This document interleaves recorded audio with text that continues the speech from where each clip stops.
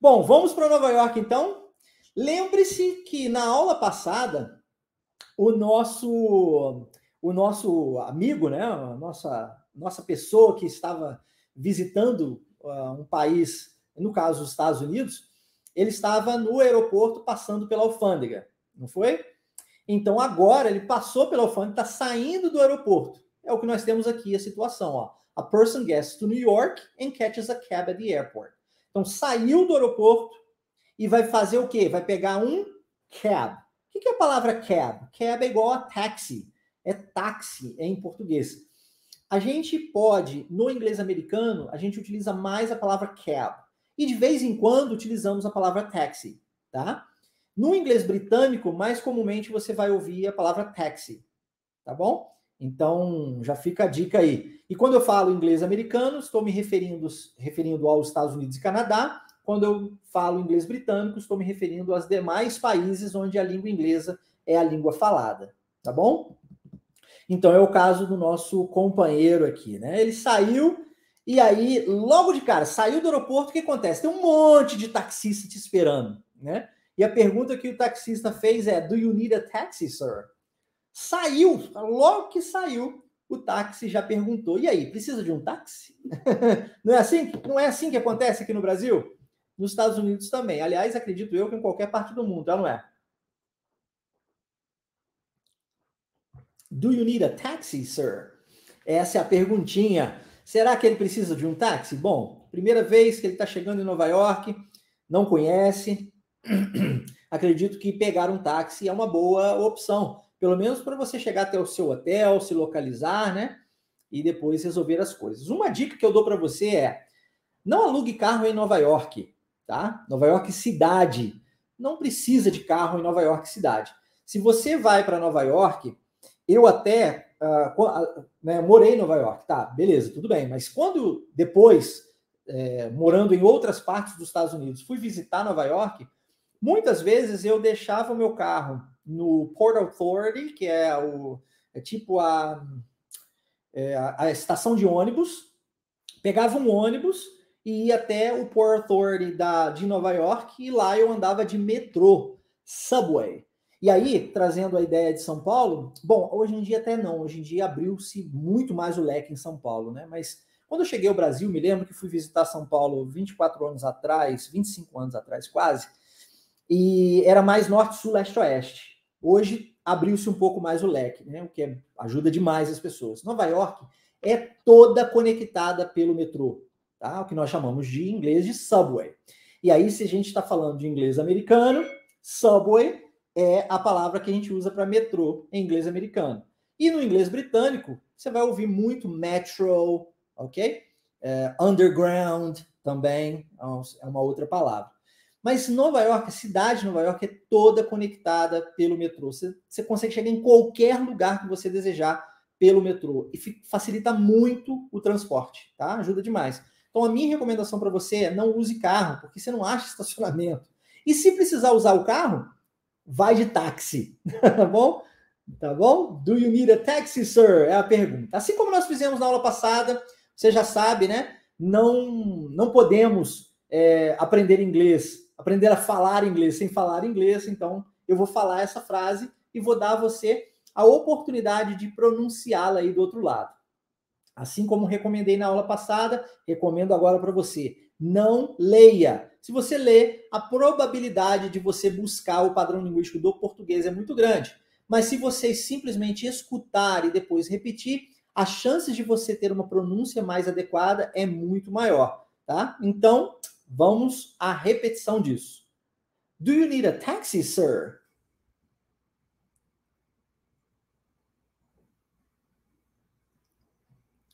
Do you need a taxi, sir?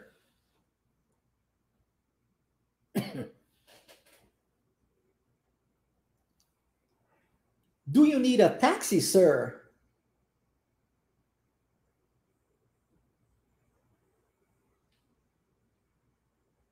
Very nice. É treino, viu? É treino. Se atente à pronúncia, ao ritmo, à entonação da frase. E não a cada uma das palavras. Cada uma das palavras não é importante aqui pra gente agora. Tá? Ó, repara, inclusive, como a gente sobe e depois desce. Ó. Do you need a taxi? Subiu. Sir. Desce no finalzinho, tá? Resposta. Lembra que eu disse que não é só sim e não? Você precisa de sujeito e verbo? Então ele disse yes, I do. É a mesma coisa, funciona como sim, mas com sujeito e verbo, porque essa é a maneira correta de falarmos em inglês. Então ele diz yes, I do. Vamos repetir? Muito fácil, né? Yes, I do. Yes, I do. Yes, I do. Legal. Quero aproveitar e dizer que, tá vendo o I, que refere-se ao eu? Repare como o I está em letra maiúscula, mesmo estando no meio da frase. Yes, I, tem esse I em letra maiúscula. O I, gente, quando você está falando de você, sempre letra maiúscula, tá? Independente de onde você estiver colocando o I na frase. Sempre letra maiúscula. Aliás, temos algumas outras coisas que também são utilizadas com letra maiúscula em inglês, como os dias da semana, como os meses do ano, nacionalidades, línguas, tá? Profissões. Então, você sempre usa letra maiúscula, ok? Para isso. E aí, a resposta do taxista é please get in. Tá, beleza, você precisa de um táxi? Eu sou taxista, então, por favor, entre. Please get in. Olha como há uma junção do get com in. Ao invés de eu pronunciar get in, please get in. Tá vendo? Agora, ó, please get in. Ao invés de eu pronunciar 3 palavras, eu pronuncio apenas 2, né? Como se fosse. Por quê? Porque eu transformo o T em R e linko esse T com o I. Get in. Ok? Please get in. Please get in. Viu?